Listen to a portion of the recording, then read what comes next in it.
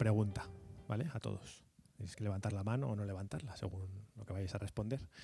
Y la pregunta es si os sentís con las capacidades necesarias para cumplir la tarea que se os ha podido encomendar, ¿no?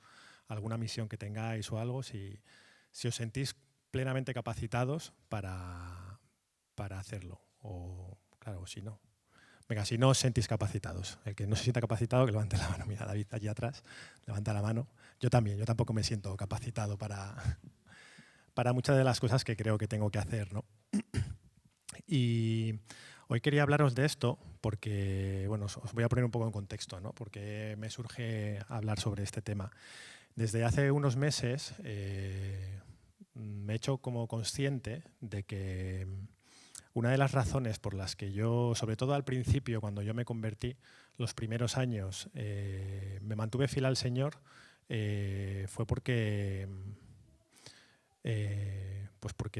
tenía muchas carencias, o me faltaban muchas cosas, ¿no?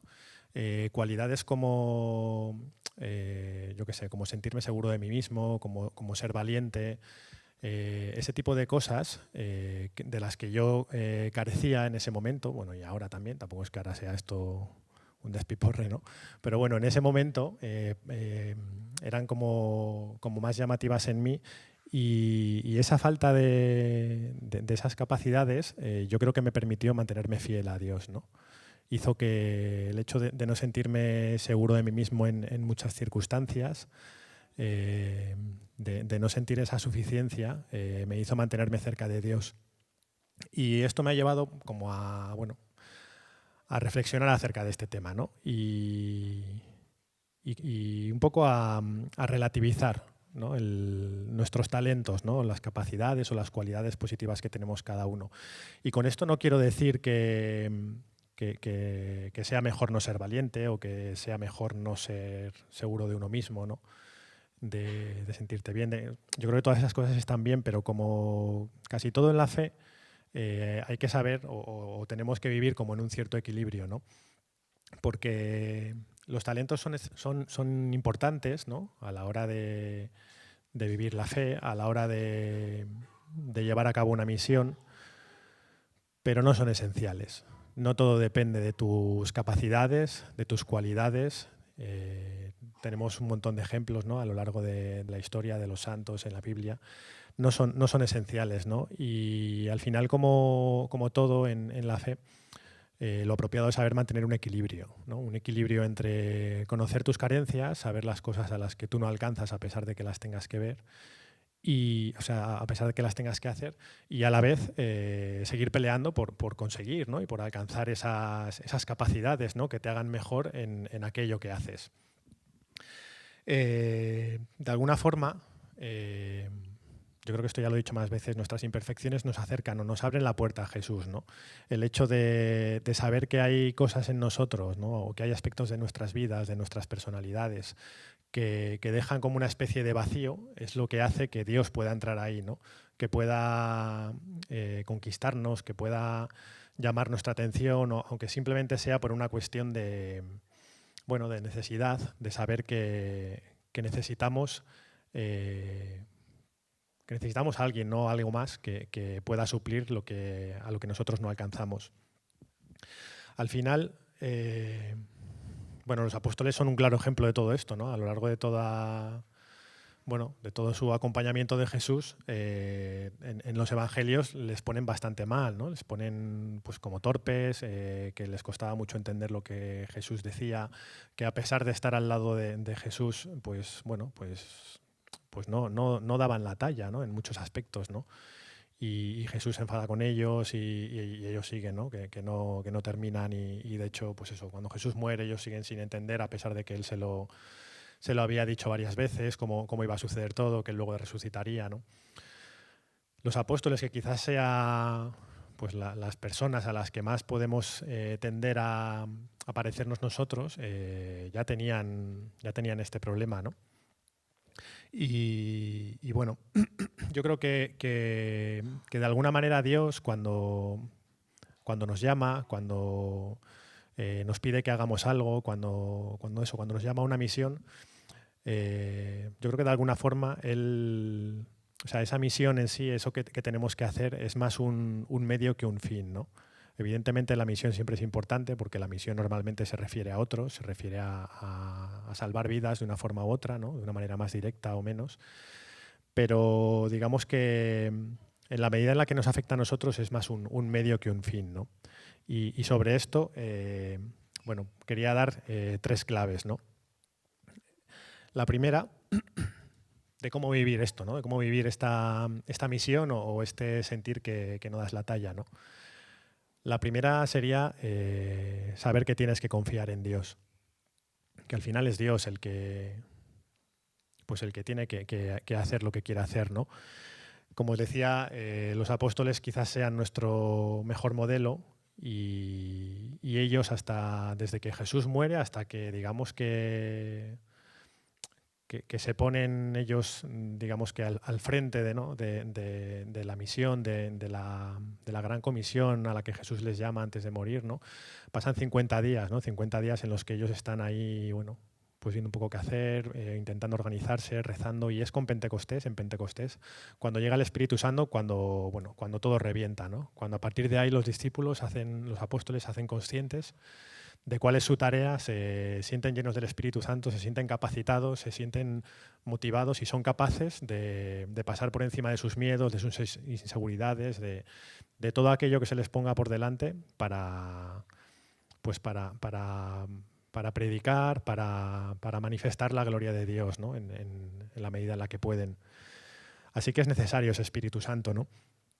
Es Dios el que te llama, así que es Él quien termina proveyéndote de aquello que necesitas. Él te conoce, sabe qué es lo que haces bien, qué es lo que haces mal, sabe aquello de lo que tú careces, pero aún así te llama, ¿no? Entonces, en todo esto hay un plan, ¿no? Un plan que Él tiene para ti y para los demás.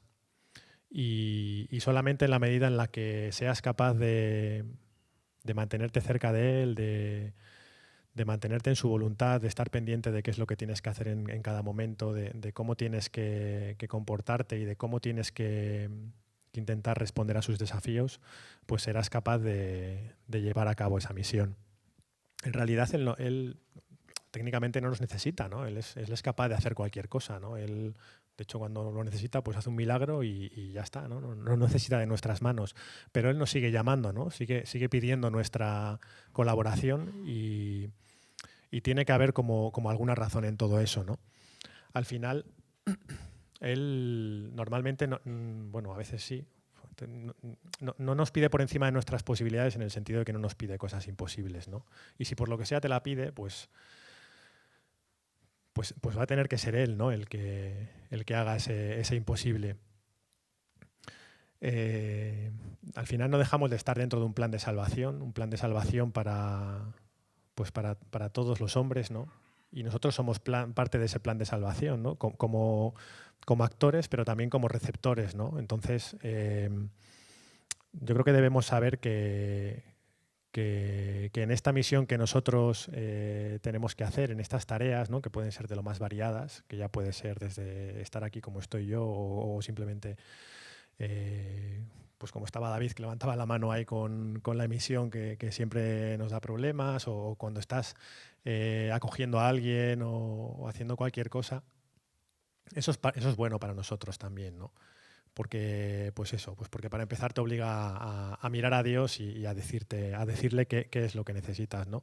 Para mí lo más difícil o lo que hago cada vez que tengo que predicar, por ejemplo, aparte de elegir el tema y tal, que eso siempre es como muy complicado, ¿no? Por el hecho de pensar que pueda resultaros interesante. Cuando se acercan los días lo que más hago es rezar, es pedirle a Dios que aquello que voy a decir, que probablemente no sea muy original, que no tenga tampoco mucha profundidad ni mucha trascendencia, que sea Él el que lo convierta importante para alguien, ¿no? Y creo que es esa oración lo que más puede aportar, ¿no? Igual que la gente de música, ¿no? Justo antes de empezar las oraciones lo que hacen es orar, ¿no? Entiendo que por lo mismo, ¿no? Pues para hacer que su servicio, que lo que ellos hacen, de alguna forma que ellos dejan de controlar, pueda llegar a los demás, ¿no? Como segunda clave, rodéate de gente que te complemente y te apoye. Aquí yo me acordaba de Moisés, ¿no? Supongo que todos conocéis la historia de Moisés, cómo Dios le llama a liberar a Israel, ¿no?, de la opresión de Egipto, ¿no? Y hay un momento al final del capítulo 6 y al principio del 7, ¿no?, cuando Dios le dice a Moisés que tiene que ir donde el faraón y explicarle que se van a ir, que les deje marchar, porque Dios les dice que se tienen que ir. Y Moisés le dice que él no se expresa bien, que él no puede ir donde el faraón y decirle eso porque no se expresa bien, ¿no? Ahí dicen que si era un poco tartamudo, ¿no? Entonces como que no iba a quedar bien decirle al faraón, que así en plan tartamudeando, que se iban a ir. Y Dios le dice que no se preocupe, que él que él va a decirle, Dios le dice a Moisés, yo te diré aquello que tienes que decirle al faraón para que tú se lo digas a tu hermano Aarón y que sea él el que hable, ¿no? Y a mí me hacía gracia pensar en esa escena, ¿no?, en Moisés ahí llegando donde el faraón con el hermano, ¿no?, y ahí en plan chulo, y decirle, faraón, pues este te va a decir una cosa de parte de Dios. Pero Moisés al final es el que lidera al pueblo de Israel para salir de Egipto, y lo hace. Hay una parte importante, ¿no?, que la hace su hermano, que es el que se encarga el que hace un poco de portavoz, ¿no?, de esa misión delante del faraón. Es importante estar rodeado de gente porque, yo lo veo mucho en mi vida y lo he visto desde siempre, y es algo de lo que muchas veces me cuesta hablar porque siempre me he sentido muy bendecido, ¿no? Y sé que no es algo que a todo el mundo le pase. Entonces, hablar de algo que no es una ley universal o que no tienes tú del todo claro, a mí se me hace difícil, ¿no? Pero yo siempre me he sentido muy cuidado por Dios en ese aspecto, ¿no?, rodeándome de gente que me ha ayudado. Me ha ayudado en mi vida de fe, me ha ayudado en mis responsabilidades, ya no solo en la comunidad, sino a nivel familiar, de trabajo, de lo que sea, ¿no? Siempre me he sentido muy arropado siempre he visto la mano de Dios a través de, en mi familia, en mis hermanos de comunidad, en mis vecinos, en muchísima gente que suple muchas carencias mías, ¿no? Y cuando pensaba en esto, me acordaba de, en casa escuchamos últimamente mucho una canción, que uno de los versos de esa canción dice que mi mejor talento es saber disimular, ¿no? Y yo me sentía un poco así, ¿no? Me sentía un poco que soy capaz de disimular o de simular que hago cosas que en realidad hace la gente que está a mi alrededor, ¿no? Y quiero decirlo aquí, o sea, que aquello lo que os haya engañado, que la mayoría de las cosas no las he hecho yo, son fruto de la gente que tengo al lado, ¿no?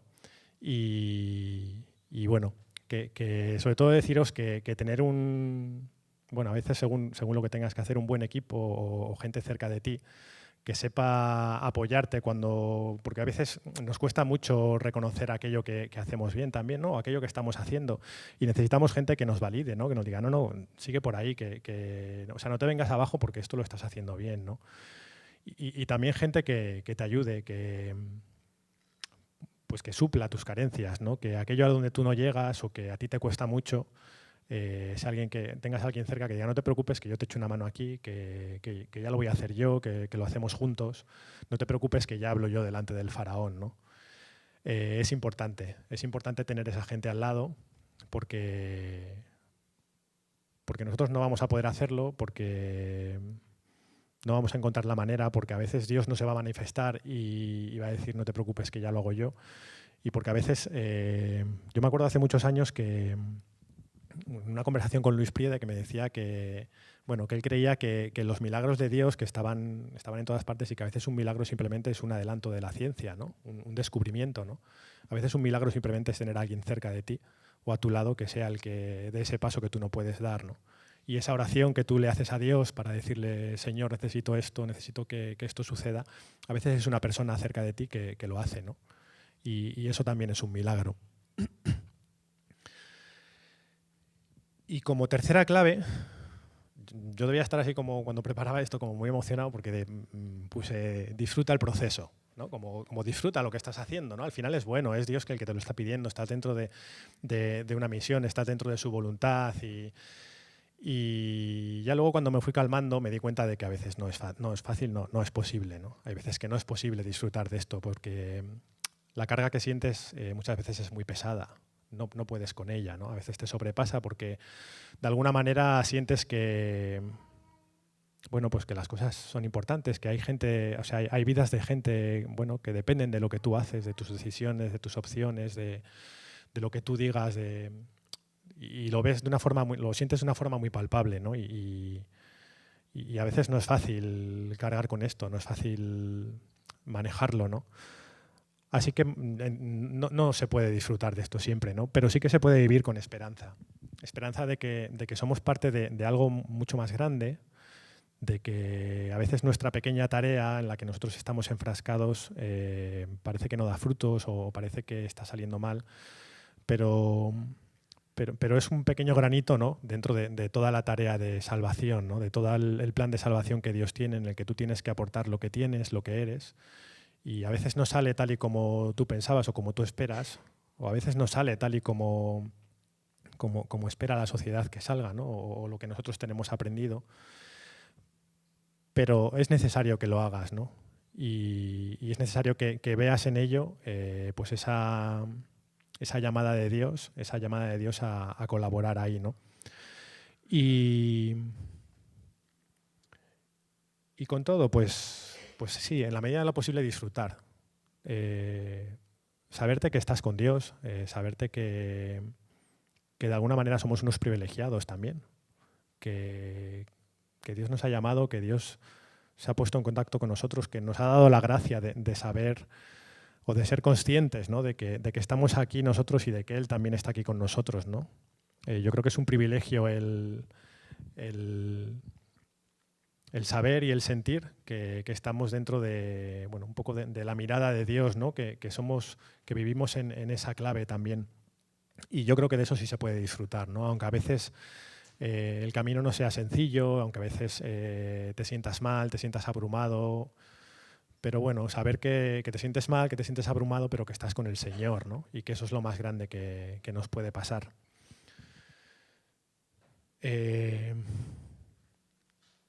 ¿Por qué yo ya hacía al final como una reflexión de todo esto y pensaba en por qué podemos vivir estas situaciones, ¿no? De que sentir que Dios nos pide algo y que no podemos, no sé, que no nos sentimos un poco a la altura, ¿no? De lo que tenemos que hacer.